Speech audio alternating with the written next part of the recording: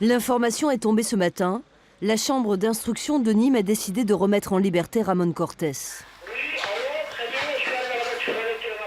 À l'autre bout du fil, Ramón Cortés, libre depuis quelques minutes. Et là, ils vous ont quasiment assigné à résidence chez votre compagne. Il veut savoir quelles sont les modalités de sa libération. Il faut respecter à la lettre ce qui est écrit, parce que s'il y a la moindre infraction à ça, c'est le retour en prison.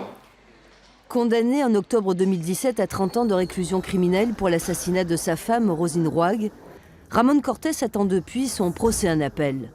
Un délai dépassant le raisonnable pour la justice, qui a ordonné sa libération aujourd'hui.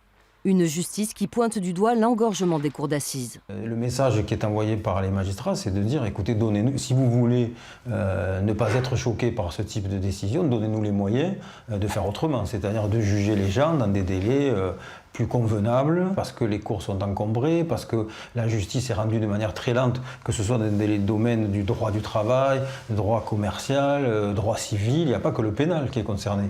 Donc c'est un cri d'alarme qui est poussé dans tous les secteurs de la justice. Une mise en liberté a priori inaudible pour l'opinion. Toutefois, l'avocat de la famille de Rosine Roig, tuée d'une balle dans la tête, comprend la position de la justice. Juridiquement, je la comprends. Je la comprends. En tant que juriste, je la comprends. En tant que citoyen, j'ai du mal à la comprendre. Mais je ne suis pas là pour la critiquer. Simplement, je constate, et c'est un constat dramatique, malheureux, effrayant, catastrophique, que cette décision n'est que la résultante d'un manque de moyens cruels de notre justice, d'un manque de moyens cruels humains et matériels de notre justice en France.